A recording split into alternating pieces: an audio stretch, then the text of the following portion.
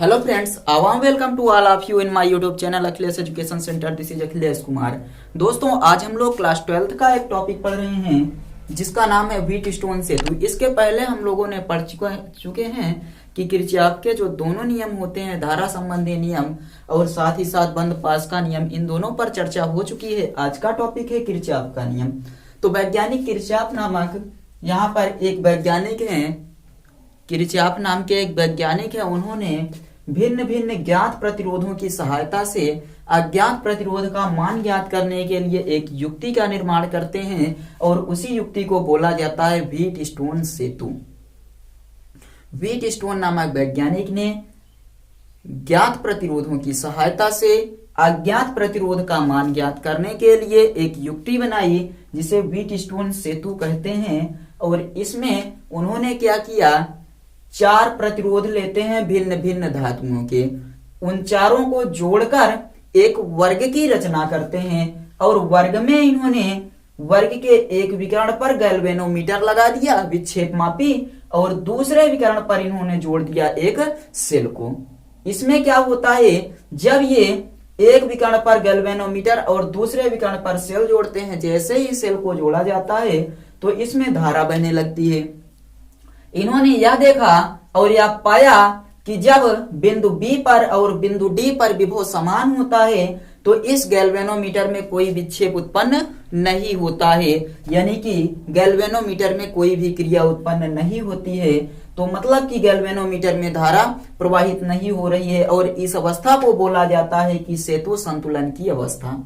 Wheat stone सेतु संतुलन की अवस्था में है। और इस स्थिति में इन्होंने क्या किया, देखा कि जो बंद पास है, कौन कौन सा बंद पास, तो बंद पास ABDA में इन्होंने क्या पाया कि जो आप जानते हैं कि बंद पास में जो बहने वाली धारा होती है और उसका संगत प्रतिरोध I1P माइनस I2R है बराबर 0।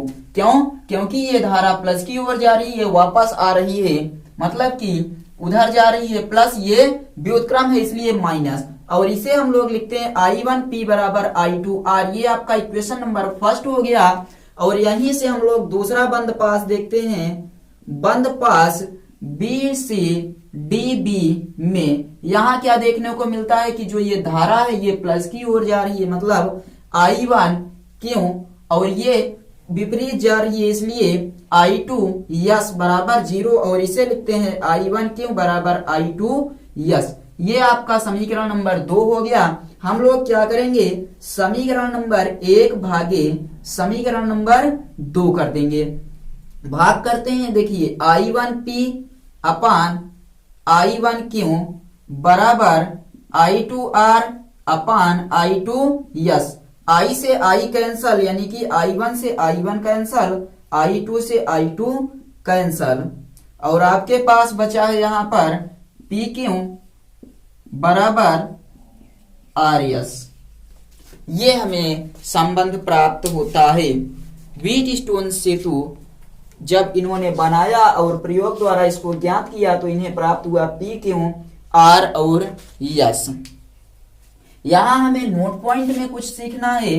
तो नोट पॉइंट में हमें क्या सीखना है कि जो ये भुजा है P और Q, सबसे पहले इस भुजा में P Q R और S में यदि किसी भी 3 भुजाओं का मान ज्ञात हो, मान लीजिए हमारे पास ये 3 ज्ञात भुजाएं कौन कौन सी हैं, भुजाओं में ज्ञात प्रतिरोध मान लीजिए P का पता है, Q का पता है, R का पता है, तो हम लोग S को ज्ञात कर सकते हैं, ज्ञात कर सकते हैं। मतलब किसी 3 प्रतिरोध का मान पता हो तो हम लोग चौथे प्रतिरोध का मान ज्ञात कर सकते हैं। और नोट नंबर 2 में हमें क्या सीखना है कि जो P और Q है, इन भुजाओं का हम लोग नाम देते हैं। P और Q ये अनुपात के रूप में है, इसलिए PQ को हम लोग बोलते हैं अनुपाती भुजा, अनुपाती भुजा। और ये जो R है इसको बोला जाता है ज्ञात भुजा। लास्ट वाले को यस को हम लोग बोलते हैं अज्ञात भुजा। ये है व्हीट स्टोन सेतु संतुलन की अवस्था। और ज्ञात अज्ञात भुजाएं तथा किस प्रकार से हम लोग ज्ञात करते हैं, इतना ही हमें इसमें सीखना था।